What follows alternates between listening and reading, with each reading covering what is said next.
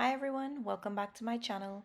In today's video, we will be making a delicious pumpkin and shrimp recipe. Remember, for all the ingredients and measurements, it will be listed down below in the description box under this video. Now, here is what you will need for today's recipe. So guys, here's what you will need to put this recipe together. In my bowl here, I have my shrimp that I already washed and prepared. I kept the tail on for presentation purpose. If you would like to take the tail out, then go ahead, that's fine. And here I have some sweet pepper, some green seasoning that I smashed in my mortar and pestle. I have some celery leaves, onion, and scallions. And here I have my pumpkin. For dry ingredients, I will be using some LBS seasoning salt. I have here some salt. I usually don't like to cook with salt, but for pumpkin, because I will be adding some sugar, I like to add a little bit of salt. With the sugar and the salt, it tends to balance the flavor out really nice and add a little bit sweetness to the pumpkin. Here I have some onion and garlic powder, complete seasoning, paprika, and some Geera, also known as cumin.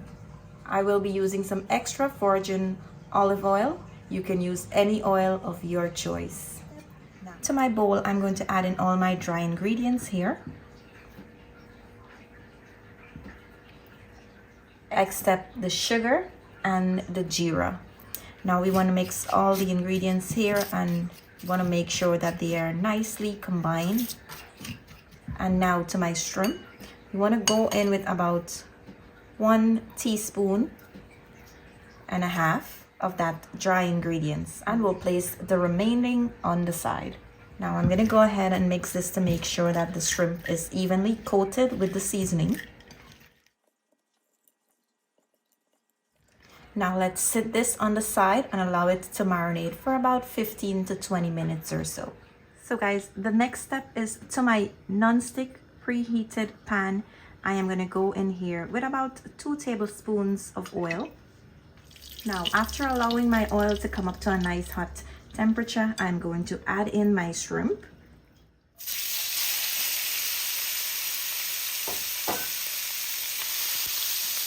You want to spread them out nicely and allow them to cook on both sides for about 2 to 3 minutes on both sides. You want them to have a nice brown color.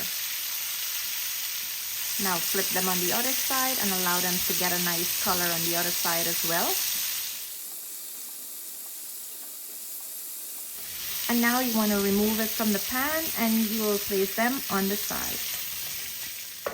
So if you notice you have no more oil in the pan, you can go in again with about 2 more tablespoons.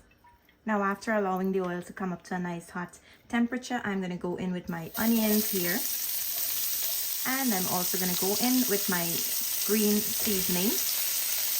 And if I didn't mention, guys, you can prepare your green seasoning the way you like it to be.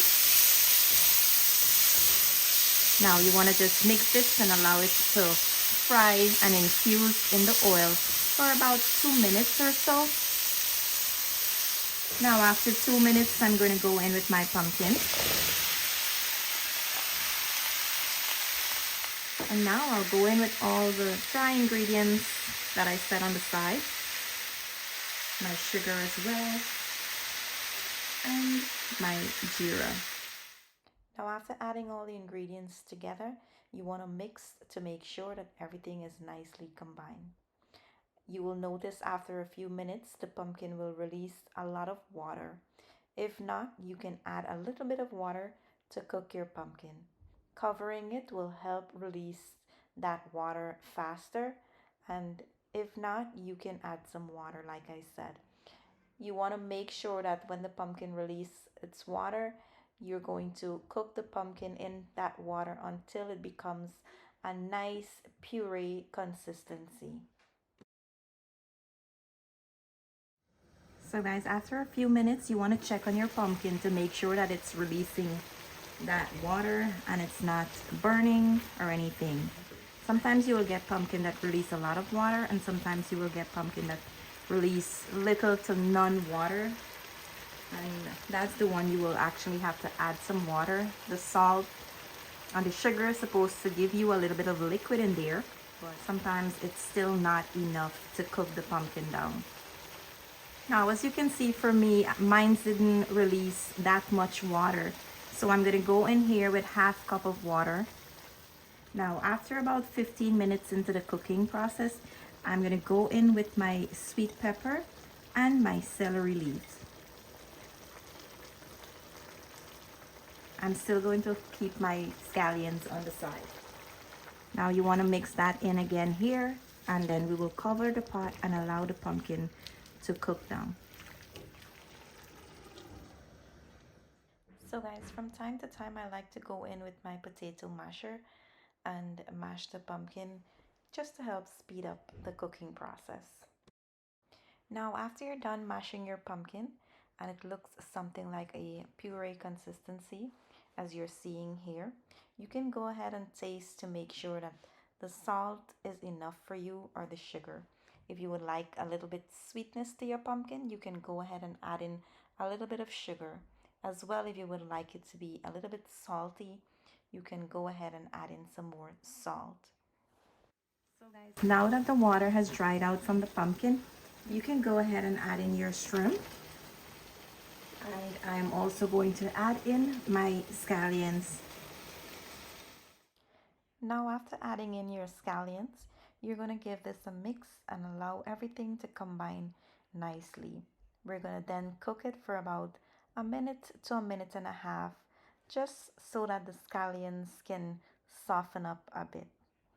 And that's it guys. After a minute to a minute and a half, you're all done. You can allow this to cool down and it is ready to serve.